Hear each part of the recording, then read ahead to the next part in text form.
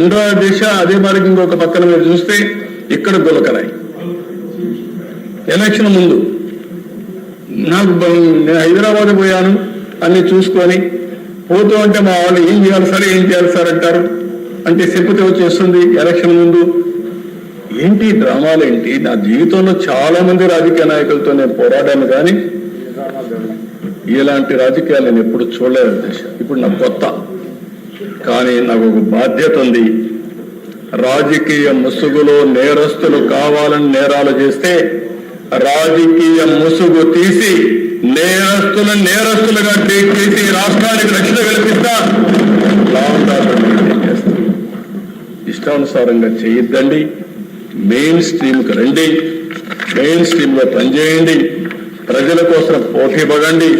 మేమేమైనా తప్పులు చేసి చెప్పండి, వింటాం, సరి చేసుకుంటాం.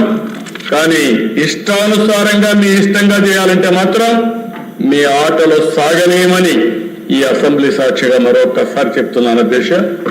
అందుకే రౌడీల కోసం, ల్యాండ్ గ్రాబర్స్ కోసం, ఎవరైతే సంఘ విద్రోహ శక్తులు ఉన్నారో వారి కోసం చెప్తున్నా, ఈ రెండు చట్టాలు మీ గుండెల్లో రైళ్లు పరిగెత్తే విధంగా అమలు చేస్తామని చెప్పి మరొకసారి తెలియజేసుకుంటూ, నాకు ఒకే కోరిక, నా ఆలోచన ఒకటే, రాష్ట్రంలో శాంతి భద్రతలు పరిరక్షించాలి. ఏ మారుమూల ప్రాంతాలైనా సరే ఎవరైనా తప్పు చేయాలంటే భయపడే పరిస్థితి ఉండాలి. ఎవరైనా గంజాయి తీసుకున్న తర్వాత కూడా ఏదైనా ఒక అమ్మాయి పైన అఘాయిత్యం చేయాలంటే అదే చివరి రోజునే భయమతరకు ఉండాల్సిన అవసరం ఉంది. అదే మరి సోషల్ మీడియాలో పెట్టి రెచ్చగొట్టి ఆడబిడ్డల అశ్లీలమైన ఫోటోలు కూడా దేశ ఇటీవల మీరు చూశారు. ఓసారి బాధ వేస్తుంది, ఆవేదన వేస్తుంది. ఈ చట్టం మనల్ని కట్టేస్తుంది. ఓసారి మొన్న విశాఖపట్నంలో ఏం జరిగింది దేశ, ఒక అమ్మాయి పైన ఎంత నీచంగా, ఎంత ఘోరంగా ఆ అమ్మాయి ఫోటోలను తీసి, నగ్న ఫోటోలు తీసి బ్లాక్మెయిల్ చేసి ఆ అమ్మాయిని జీవితాన్ని నాశనం చేస్తారా? మీరు మనుషుల, మృగాలు మీకంటే బెటర్. ఆ విషయం మీరు గుర్తుపెట్టుకోవాలి. అందుకే చెప్తున్నాను దేశ, నాకు కూడా అర్థం కావడం లేదు. ఇంకా వీళ్ళు చేసే పనులు చూస్తూ ఉంటే చాలా బాధ వేస్తుంది, ఆవేదన వస్తుంది, ఆవేశం వస్తుంది. కానీ మళ్ళీ బాధ్యత ఒకటి వస్తూ ఉంది దేశ. అందుకే నేను చెప్తున్నా, తల్లిదండ్రులు కూడా విజ్ఞప్తి చేస్తున్నా, మన పిల్లల్ని ఇప్పుడే మాధవరెడ్డి గారు చెప్పినట్టు ఒక మాట చెప్పారు, చిన్నప్పుడే మత్తు ఇంజెక్షన్ ఇచ్చేయడం. చిన్న పిల్లల్ని 2 ఏళ్ళు, 3 ఏళ్ళు, 5 ఏళ్ళు, ఏంటివన్నీ ఈ అఘాయిత్యాలు? ఎక్కడికి పోతున్నాం? ఎప్పుడన్నా విన్నామా ఇవి? ఎంత దారుణం అంటే అలాంటి దారుణానికి వచ్చాం. అంటే ఒక విధంగా చెప్పాలంటే ఒక నీచమైన ఆలోచనలు కూడా వచ్చే పరిస్థితి వచ్చింది. ఇది పోవాలంటే నేను ఒక మాట చెప్పాను ఒకప్పుడు, break silence, talk about AIDS అని చెప్పాను. అప్పుడు ఆ ఎయిడ్స్ అనేది పెద్ద స్టిగ్మా, ఎవరు మాట్లాడరు. ఎయిడ్స్ మాట్లాడితే నువ్వు అనుమానిస్తాను. అలాంటి సందర్భంలో నేను బ్రేక్ చేసిన తర్వాత పెద్ద ఎత్తున చర్చనీయాంశం చేస్తే ఎయిడ్స్ని నివారించగలిగాం, ప్రజల్లో అవేర్నెస్ తేగలిగాం. దానివల్ల చాలా వరకు ఉపయోగపడింది. ఇప్పుడు కూడా ఇలాంటి నేరాలు జరిగినప్పుడు చర్చ చేయాలి.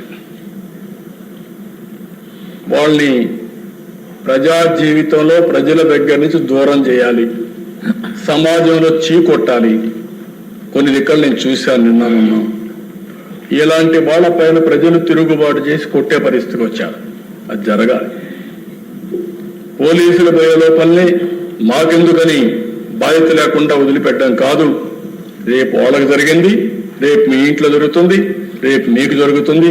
ఈ విషయం ఆలోచించుకొని సమాజంలో ఒక చైతన్యవంతంతో ప్రజలందరూ ముందుకు పోతే, మన ఇంట్లో తప్పు చేసిన తప్పని ఖండిస్తే ఎదుటివాడు తప్పులు చేయాలంటే భయపడతారు. అది రావాలని కోరుకుంటున్నా. తొందరలో పెద్ద ర్యాలీ తీద్దాం. డ్రగ్స్ పైన, గంజాయి పైన, ఈ ఆడబిడ్డల పైన అత్యాచారాల పైన ఒక ర్యాలీ తీద్దాం. ప్రజా చైతన్యం తీసుకొస్తాం. ప్రతి ఒక్క స్టూడెంట్ ఆలోచించుకోవాలి, ప్రతి ఒక్క తల్లిదండ్రులు ఆలోచించుకోవాలి. మన పిల్లల్ని మనం ఎడ్యుకేట్ చేయాలి, సమాజంలో చైతన్యం తేవాలి. అల్టిమేట్ గా ఈ రాష్ట్రంలో లా అండ్ ఆర్డర్ మెయింటైన్ చేసే బాధ్యత ఈ ప్రభుత్వం తీసుకుంటుందని చెప్పి మరొకసారి తెలియజేసుకుంటూ, ఈ రోజు మళ్ళీ హామీ ఇస్తున్నా, ఇంకా కూడా నాకు తృప్తి లేదు అధ్యక్ష. ఎందుకంటే ఇన్ని ప్రయత్నాలు చేసినా ఎవడో ఒకడు విపరీతమైన ధోరణితో ముందుకు పోయి అక్కడక్కడ ఎలాంటి సంఘటనలు జరుగుతున్నాయి. ఏది ఏమైనా ఈ ప్రభుత్వానికి ఒక దృఢ సంకల్పం ఉంది. ఎట్టి పరిస్థితుల్లో లా అండ్ ఆర్డర్ కాపాడి ఆంధ్రప్రదేశ్ లో ఉండే ప్రజలు ఎవరైనా సరే మేము సేఫ్ గా ఉంటాము అనే అభిప్రాయం కలిగించే వరకు పోరాడుతూనే ఉంటాం, గట్టిగా ప్రయత్నం చేస్తామని తెలియజేసుకుంటూ, ఈ ప్రభుత్వం చేసే ప్రయత్నానికి ప్రజలు పూర్తిగా అర్థం చేసుకుని సహకరించవలసిందిగా ప్రతి ఒక్కరిని కోరుకుంటూ మీకు ఒక అభినందన తెలియజేసుకుంటూ సెలవు తీసుకుంటాం. కూర్చో సార్, నాదొక సూచన. చట్టం బాగుంది, చట్టంలో శాండ్ కూడా ఇంక్లూడ్ చేయాలి సార్. ఇసుక